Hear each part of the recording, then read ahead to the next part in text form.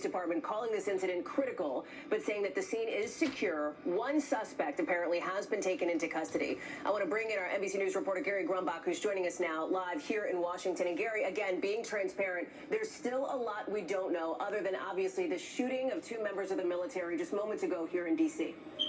Yeah, we do know that DHA Secretary Kristi Noem is saying two members of the National Guard were shot. This is happening in downtown Washington, D.C., just about 3 blocks north of the White House in the 17th and I area. If you're familiar with Washington, D.C., it's right near Farragut Square, a metro stop. This is a multi-agency response, as you can imagine, when something like this happens in the nation's capital. You have Metropolitan Police, you've got Secret Service, the Department of Homeland Security on site, and this is the commercial area. It's full of businesses and shops.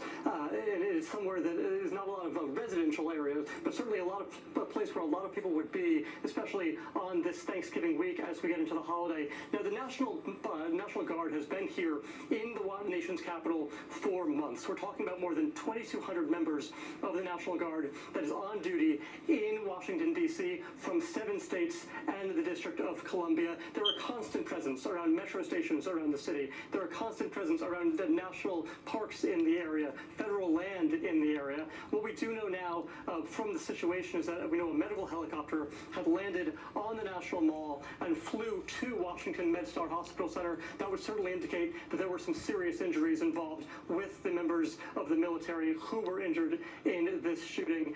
They were then taken to the National Mall at the Ellipse area that's just south of the White House, and then flown by helicopter over to MedStar Hospital in Northeast Washington, D.C. Now, the National Guard here has been on the ground in D.C.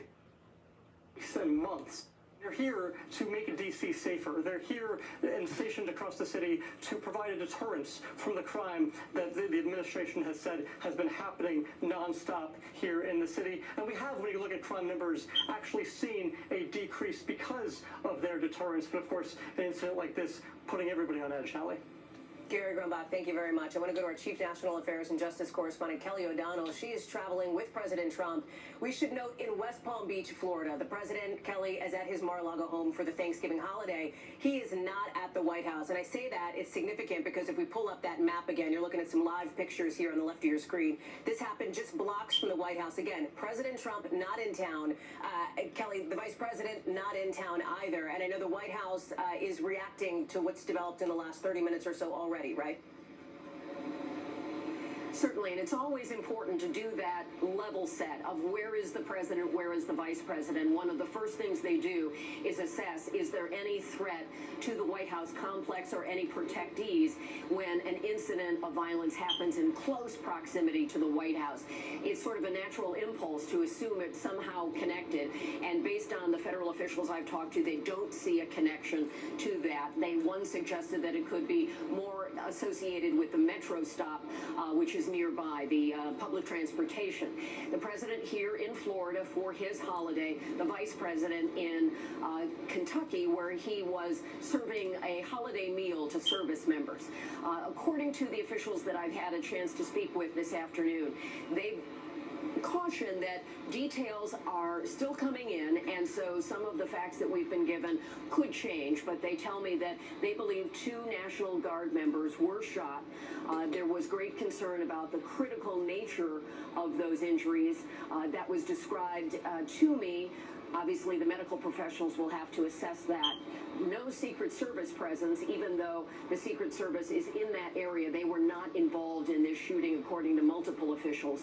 And the Metropolitan Police Department, the city cops of Washington, are in charge of this investigation. But they work so closely together all the time. Whenever there is anything along the perimeter of the White House, the Secret Service is working closely with MPD, as we call it in Washington, to coordinate and to respond and to set sort of the limits of what needs to be done in terms of protecting others. You know, there's a lot of blocking off of the area and so forth. So this is an unfolding situation. It's also important to step back a bit, Hallie, and to be reminded that the president speaks frequently about the fact that there is no longer any crime or murder in the District of Columbia. That is not accurate, but since he brought in federal resources and National Guard, which he had the authority to do, into the district to supplement policing, there has been a reduction in crime, and the president has touted that significantly. This obviously is a terrible, tragic event that is still unfolding that will challenge the president's assumptions on that. What we're told is he has been briefed, and the White House is monitoring this. But obviously, more details will unfold. We've not heard from the president directly yet about this incident. Hallie? Kelly O'Donnell, thank you very much. And I want to note, if you're